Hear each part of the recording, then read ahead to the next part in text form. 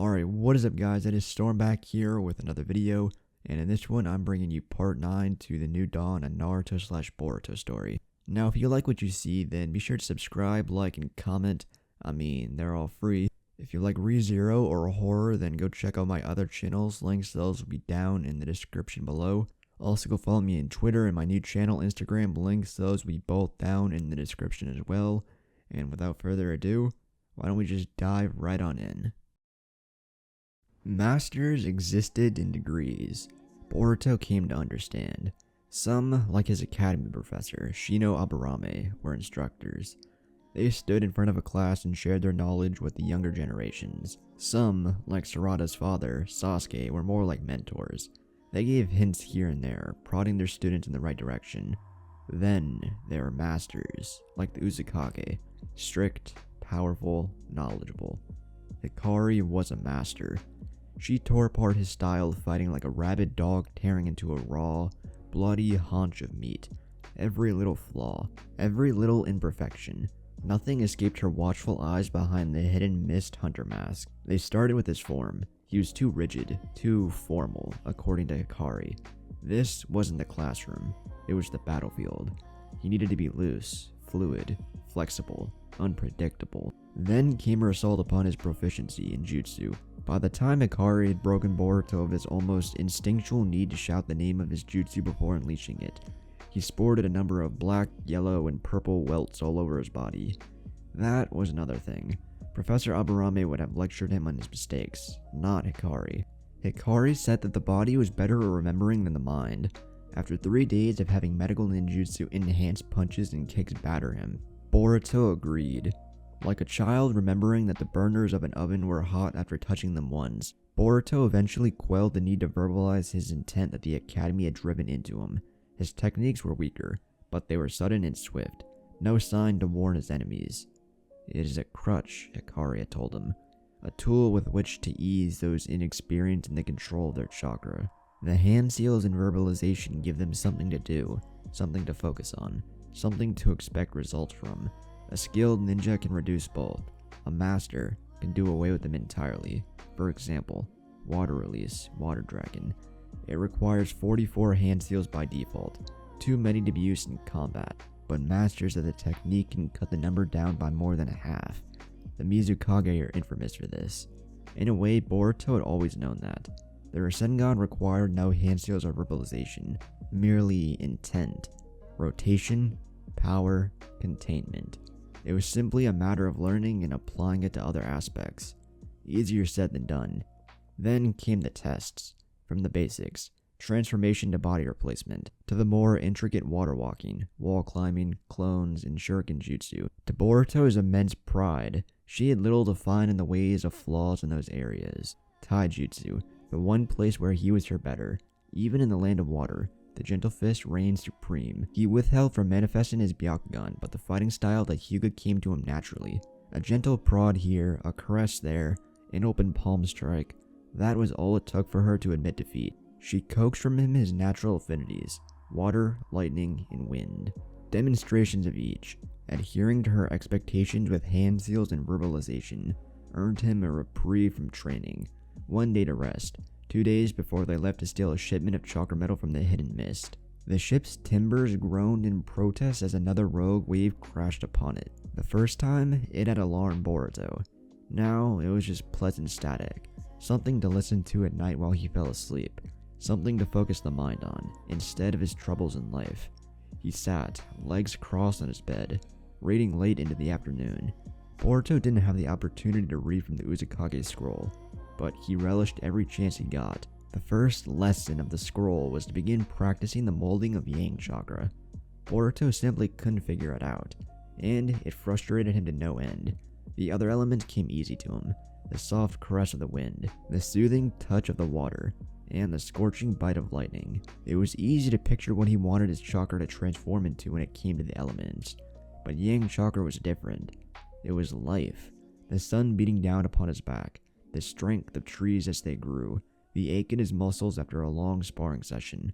How was one supposed to transform their chakra into that? He didn't even know any yang or yin techniques, Boruto knew that Chocho and the Akimichi clan used yang release for their multi-size techniques, but it was a secret they guarded closely. Now he wished he had paid more attention to his classmates. Even knowing more about Shikadai's shadow techniques, which were based on yin release, would have helped him greatly. There was a knock at his door. Boruto learned he didn't have any rights, especially the right to privacy. He moved faster than he thought his body capable, hiding the scroll away in the seal on his arm. He had successfully fooled any who asked that the seal was for weapons. Boruto hoped the day never came when he had to fish a shuriken out of it. Hikari entered, her eyes glinting with the hard light behind her mask. "We're mooring at an island to wait out the storm," she informed him, with the familiar military efficiency he had come to associate with her. "Stretch your legs. We won't be stopping again until the mainland." Boruto favored her with a small smile and nodded his head. He figured if he was going to be working with her, and the Crimson Tide, he might as well try to make friends. His time with the mercenary company would be much more bearable that way. She bowed to him, ever so slightly, and left him to his thoughts. She was strange, Boruto thought. Hikari seemed out of place among the riffraff that formed the ranks of the Crimson Tide. They were rogue ninja, men and women who had either been banished from their villages for their crimes, or chose to leave willingly before their punishment could be exacted.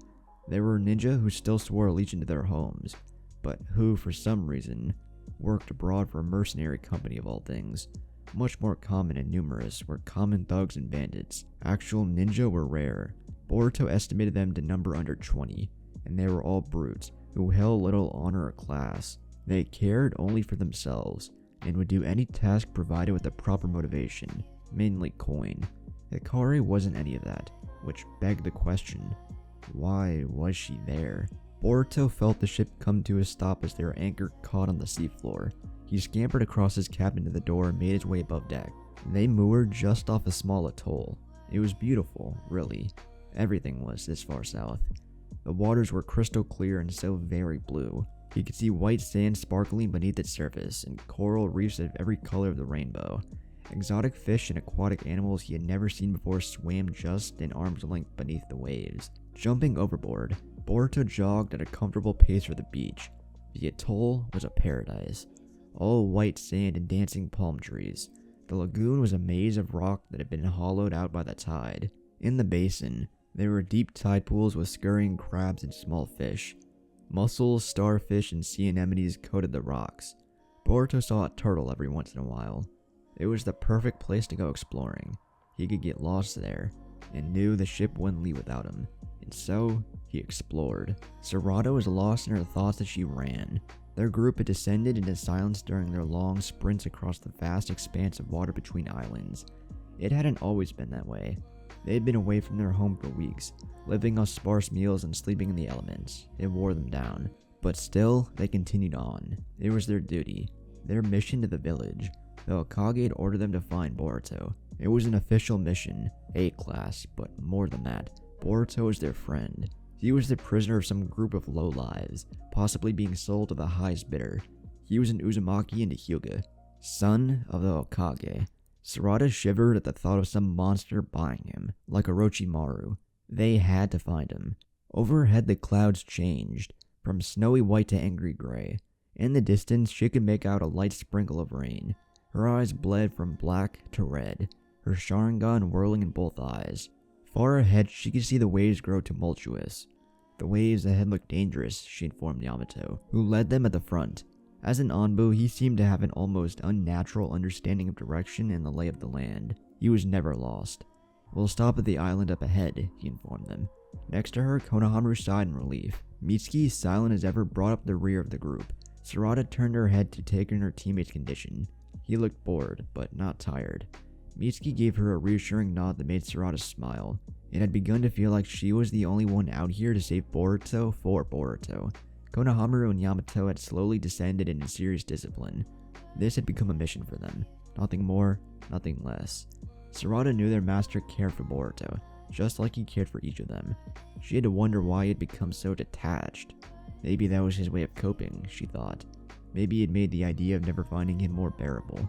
It certainly kept her awake at night. Ever since the old woman had told her that the Crimson Tide had dragged Boruto through the town unconscious, a new fire had been lit within her. Sarada would find him and bring him home, safe. She swore it. "I'll scout the island," Yamato told them. As they trudged up the beach, everyone nodded, too tired to speak. Sarada slid down the trunk of a palm tree, basking in the comfortable warmth of the sand.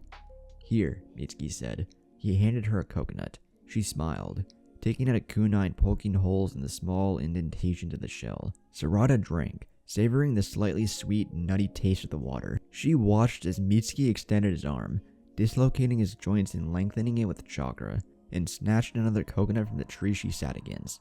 He did the same as she had, drinking from his coconut. The both of them watched as Konohamaru climbed a tree to fetch his own coconut. They laughed as he gathered several in his arms before dropping them all. In his haste to not fall himself, he knocked loose a coconut that hit him on the head. Konohamaru dropped to the ground, swaying comically, putting on a show for his students. Sarada and Mitsuki laughed. Yamato burst through the foliage, startling them. "We're not alone." Single ship docked on the far side of the island. Numerous men and women on the beach, dressed in combat fatigues. Mostly thugs, handful of ninja, he briefed them, quick and to the point. They got the message. Prepare for a fight. Red headbands and the ninjas suggest possible Crimson Tide mercenaries based on the intel from the hidden mist. Sarada's breath caught in her chest. This was it. She shared a quick glance with Mitsuki. He gave her a single purposeful nod. They followed Yamato, hiding in the bushes and behind copses of palm trees. Their pace was quick and full of purpose as they came to kneel behind a rocky outcropping just inside the tree line. Sarada's eyes bled from black to red again. She could clearly see the faces of the men and women lingering on the beach. 4 in particular caught her attention. One was a middle-aged man, with dark skin and pale blonde hair. He was bulky but not hulking. From the way the others gathered around him, he appeared to be their leader, definitely from the Land of Lightning. The other was a girl, dressed in baggy fatigues that wore a hidden mist hunter mask. The other two were complete opposites. One short, muscle-bound, the other tall and thin. All 4 had headbands, denoting them as ninja. 2, the leader and the muscle-bound man, had scratched their emblems. Rogues. They seemed to be having a conversation. Sarada focused, willing her eyes to read their lips. Her mouth parroted theirs, words spilling quietly to her group. "Where is he? Should have been back an hour ago," she whispered. "Big man," she added, so her team would know who was talking. They listened with rapt attention. "He's probably just exploring. Island is beautiful. Lagoon is nice," she repeated. "Thin man," she indicated. Leader laughed, Sarada parroted. "Let him. We've got time in the world. Don't have to be at the drop point for another days." Sarada watched as the large man growled. "Relax," she said. "Thin man calming big man," Sarada clarified. "We won't fail the job. Our reputation is solid. Crimson Tide." "It's them," Sarada hissed. That was all the information they needed. "Let's go," Yamato commanded. The 4 of them led from their hiding places, crossing the beach in an instant. The few unlucky souls who found themselves between their team and the 4 leaders of the Crimson Tide paid for their sins with great pain. As fast as they had been, the 4 had been faster. The big man and the thin man were back to back, covering each other's weaknesses. The middle-aged man from the Land of Lightning stood at the front, hands on his hips and an arrogant smirk on his face. The girl with the mask stood behind him, throwing needles held deftly between her fingers. They were ready for a fight. Yamato stepped forward. "You are members of the mercenary company dubbed the Crimson Tide, are you not?" he questioned. "Yes, sir," the boss as Sarada dubbed him said. "That's me. Us," he answered proudly. "By order of the Mizukage, you are wanted men. However, this is not the territory of the Land of Water," he said, surprising Sarada. "We have it on good authority that you have captured a comrade of ours. Return him to us, and we'll let you walk free." Sarada smiled. Yamato did care. The boss's arrogance only seemed to increase at the challenge. "Ya see, I don't really feel like handing over our biggest payday," he boasted. Sarada grit her teeth. He talked about Boruto like he was a walking suitcase of Rio. "I'm of the mind to keep him. What you guys think?" he asked, looking at his comrades. "I still owe that little bastard a thrashing," the large man growled. From the corner of her eye, Sarada's Sharingan picked up the distinct narrowing of Konohamaru's eyes. That was all the warning she got before the fighting broke out. Yamato weaved a few quick seals, slamming his hand to the ground. Great roots of wood erupted, seeking to ensnare their opponents. Holy shit, Sarada heard the thin man yelp. Takeo, Hiroki, you take care of the Jonin. Sarada heard the boss issue commands to the big and thin man. Hikari, deal with the brats. The wood user is mine. Sarada's eyes snapped at the girl, who she noticed did not meet her gaze. Smart. Mitsuki, let's go, Sarada called. He was right behind her. The girl, Hikari, launched a barrage of throwing needles at the two of them. Sarada dodged with ease. Her Sharingan tracked each projectile in slow motion, showing her the path they would take. It was child's play. Mitsuki followed his teammate, knowing she wouldn't be touched, and therefore neither would he. They closed the gap in an instant. Sarada was distantly aware of Yamato and the boss fighting. Konohamaru fought the two men on the far side of the beach, giving Yamato plenty of room for his wood techniques. Sarada grit her teeth, channeling chakra into her fist. Just like her mother had taught her, she swung hard and fast. Hikari dipped backwards, evading her punch by a hair. The wind whooshed by her, shaking her mask. Sarada contorted her body as the girl retaliated. Her hand was coated in the distinctive green glow of medical ninjutsu. She wielded her hand like a knife, cutting at her. Sarada winced in discomfort as the fingertip of Hikari's middle finger grazed her shirt, cutting it and drawing a thin line of blood. Mitsuki was right behind her, flinging both arms forward. From the folds of his robe came 6 sinuous white snakes. They hissed and slithered forward faster than the eye could follow, seeking to bind and ensnare their master's enemy. The snakes found their prey even as Sarada jumped back, weaving handsteals and bringing a fist to her mouth. She breathed fire as fierce as any dragon. Flames spewed forth, turning the sand into cherry red color, incinerating both Mitsuki's snakes and the girl they bound.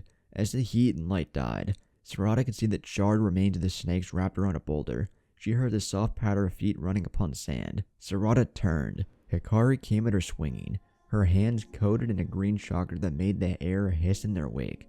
Mitsuki was fighting a copy of the girl, a lightning clone. Her Sharingan told her, Mitsuki, don't touch the clone, it's made of lightning. Mitsuki stopped weaving seals for the earth jutsu he was about to use. Instead, he reached for a handful of shuriken and peppered the clone. The clone expertly dodged each one with ease that bespoke experience. She took a step forward and burst into electricity as a snake erupted from the sand and sank its fangs into her ankle. The snake was reduced to ash, but allowed its master to rejoin the fight against the original Hikari. Sarada was on the defensive again, trying everything to put some distance between her and the Hunter Ninja. Unfortunately for Hikari, Sarada was well experienced in fighting against taijutsu that she couldn't afford to be hit by. Boruto's gentle fist was much stronger and more dangerous than her medical ninjutsu. Her Sharingan made it even less fair, but all the same, Hikari stuck with her.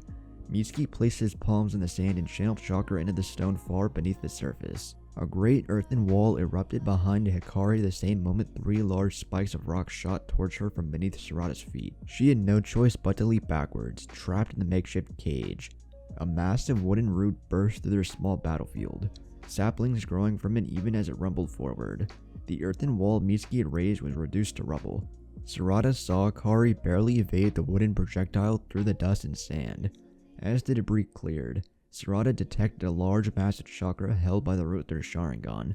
The man from the Land of Lightning, the one she thought was the leader, held the massive growing root with one arm. A thin sheen of chakra and lightning covered him, making his hair stand on end.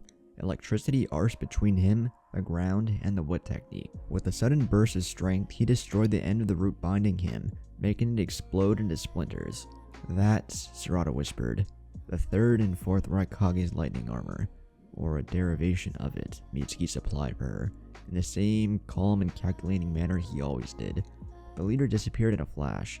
Sarada's eyes could barely follow him, but not as powerful as the Raikage themselves, perhaps self-taught from imitation, Mitsuki continued, his evaluation noting the man's clearly slower speed and the diminished intensity of the armor. The Raikage were renowned for this technique, their speed, strength, and reflexes matched only by the yellow flash. The Crimson Tide's leader's technique was a pale imitation compared to legend. Sarada pulled Mitsuki back as throwing needles rained down on them. The tips hissed as they sunk into the sand, causing black lumps of sand to bubble around the tips. Poison. Sarada weaved seals and unleashed a great ball of fire that cleared the clouds of sand obscuring her vision. Fire release. Fireball jutsu. Hikari came charging at them through the smoke of the fire, green chakra coating her hands. As she ran, it faded. Sarada smirked. She ran forward, seeking to meet her in hand-to-hand combat. Boruto is usually their melee fighter, relying on his gentle fist. But in a pinch, her chakra-enhanced strength she learned from her mother made her a formidable and unsuspecting opponent. Hikari swung her fist, Sarada swung hers. They met in a collision that caused a blast of wind to explode outwards, leveling the sand of the beach and kicking up a cloud of debris. Sarada retreated, back to the safety where she last saw Mitsuki. She cradled her right fist with her left hand. The knuckles were mangled, a bloody mess, the bones out of place. Her wrist felt like it was broken in several places, and she couldn't feel her fingers. Sarada berated herself. She should have known. Chakra-enhanced strength was derived from medical ninjutsu. Her opponent made no effort in hiding her skills. She nearly collided with Mitsuki as he materialized out of the dust. He took one look at her hands and pulled her away from the battlefield. "You need to heal yourself," he instructed her. She couldn't even weave seals with her hands like that. Sarada shook her head. "No, you can't beat her on your own." "I can't beat her on my own," she said as shaking him off. Mitsuki surveyed the beach. Their Anbu escort, Yamato, was engaged in a fierce battle with the man cloaked in lightning armor, whilst their captain was fighting the one remaining man of the duo that attacked him. Judging from Konohamaru's ragged breathing and tattered clothes, he was approaching his limit. Retreat is the best option for now. We know what they look like, and their mode of transportation, as well as a range of activity. Hunting them down will be easier next time, he informed her. Sarada shook her head determinedly. "You must be his teammates," a disembodied voice spoke through the dust. "A pity." "A pity?" Mitsuki asked, his ears straining to detect the direction from where their opponent spoke. "A pity," Hikari said from behind them, "that you followed him here." Mitsuki lashed out at the girl as he felt a prick in his back. A white snake flew from the sleeve of his robe, hissing and snapping in the dust as she disappeared like a ghost. He dropped to his knees and he lost feeling in his limbs. "Mitsuki, are you alright?" Sarada yelled, rushing to his side. "Poison," he informed her, as calm as ever. "Paralysis, not harmful. Be careful." His jaw went slack, though his eyes remained focused on her, trying to communicate some unspoken message. The dust cleared. Sarada's eyes snapped to her opponent in an instant. The knuckles of her right fist were bruised, an ugly purple-yellow, but she was otherwise unharmed from their previous clash. Sarada's eyes bled red, whirling. The two of them stared each other down. Sarada could see the disdain the hunter ninja held for them in her eyes, cold and hard behind her mask, as if they dared to come rescue their friend. Her Sharingan slowed, returning to normal, but they were not the same. Where once there had been one tomo in each eye, now there were two. Sarada's vision blurred as her visual activity increased twofold. The world seemed clearer, slower. Sarada held her lame right arm to her waist as she dropped her left to her side. She channeled chakra into it, a mass of blue-white energy that flickered in the wind like a flame. Then she willed it to transform, from energy to lightning. It was quiet at first, a high-pitched squeaking that the ear had to strain to hear. Then it was louder. Electricity arced between her and the sand. Everywhere it touched, the sand turned to molten glass, glowing a bright orange. The intensity of the sound increased, until it was deafening, as if standing in a storm of birds, all crying out once. Sarada sprinted forward with the speed she didn't know she had, ignoring Mitsuki's feeble shaking of his head. She thrust her hand forward like a knife, coated in arsing, screaming lightning. "Chidori!" Sarada screamed, as she thrust her hand at the girl's chest, right where her heart was. It was a technique that her father taught to her, partly an apology for not being present during her childhood. Sarada watched in grim fascination as the hunter ninja stumbled back, preparing to receive her attack. Her own hand came up, coated in chakra. Her fascination turned to disbelief, then horror, as the girl caught her hand by the wrist, her forearm covered in lightning from her fingers to her elbow, efficiently making her immune to Sarada's own lightning. She watched, in painfully slow motion thanks to her Sharingan, as Hikari brought up her free hand, fist clenched in what was surely a crippling chakra-enhanced punch. A flash of black steel and white parchment cut between them, drawing their eyes. A kunai was embedded in the sand, a small tag of paper tied to the end by a string. The paper was covered in writing that glowed a fiery orange color, an explosive tag. Hikari leapt backwards, leaving Sarada to be blown to smithereens, rolling away from the inferno that she was sure would come. It never did. "Stop!" A distinctly young male voice echoed over the beach. Boruto appeared, standing atop the remains of one of Yamato's wood techniques. "Enough!" Boruto yelled. "No more fighting." Sarada's breath caught in her chest. Boruto was taller than she remembered, thinner too, the result of living a life on the run, living off rations. He held several kunai in his hands, each with an explosive tag on them. Her Sharingan pulled her eyes up to his hairline. He wore his headband in the same style, but that was not what had caught her eye. It was the symbol. It was different. Instead of a leaf, it was the whirling emblem emblazoned on the back of the Hidden Leaf's Chunin and Jonin jackets. Sarada flinched as she felt a gentle hand pull her to her feet, Konohamaru and Mitsuki hanging over her shoulders. He used his free arm to pull her up to her feet and push her behind him. Sarada saw Yamato nearby, both hands gripped in the snake seal. The two men Konohamaru had been fighting were sporting bruises, broken noses, and split lips. Sarada could tell their faces were going to swell up painfully in the next hour. The leader of the mercenaries had fared better. He appeared untouched, and lightning stealth crackled over his bronze skin. Yamato's jacket was scorched and torn in several places, but he was otherwise unharmed. Boruto leapt from the woody route he was on, the sand kicking up as his feet met the beach. He jogged over to them, but was interrupted by the leader. Sarada took a step forward, but was halted by Konohamaru's hand resting on her shoulder. The two of them shared a few words, but at the angle she was standing, Sarada couldn't read their lips. The leader stepped aside in short order, a pleased smile on his lips. Boruto continued on his way, running up to them. His eyes flickered between the four of them. "You have to leave," he said. Sarada opened her mouth. "Absolutely not," Yamato said, beating her to the pinch. "The Hokage has ordered us to rescue you from your captors and return you to the village." Boruto's expression turned thunderous. "Well, you can tell the Hokage if he wants me back. He should come get me himself. And they aren't my captors. I joined the Crimson Tide willingly." Yamato tried to reason with him, but Boruto cut him off. "I've managed to convince our leader to let you guys go as a favor. Go, before he changes his mind," Boruto said, inclining his head to the tree line. Sarada could see the shadowy forms of moving bodies within the underbrush. Her Sharingan pulled her eyes to the ship anchored offshore. She knew that the reinforcement had arrived. The Crimson Tide were no slouches, and now they had the numerical advantage of superior forces. It was unlikely they would emerge victorious in a battle, even with Yamato and Konohamaru. "Here," Boruto said, catching her eyes. He held out his hand to Sarada and dropped a small length of wire with a screw attached to it into her hand. "Now go." Sarada looked up and saw that Boruto no longer wore his trademark necklace. "We can't let you stay, Boruto," Konohamaru said firmly. "It's only for 3 years. Think of it as an extended mission outside the village. For training purposes," Boruto said cheerfully. Konohamaru was about to protest, but Yamato stopped him. "We need to retreat for now, while we can," Yamato whispered, nodding at the tree line of the atoll. The Crimson Tide mercenaries were now clearly visible, standing in bushes or trees. "Right," Konohamaru said. "Let's go, Sarada," he whispered, pulling Mitsuki's paralyzed body into a more comfortable position. "But," Sarada protested.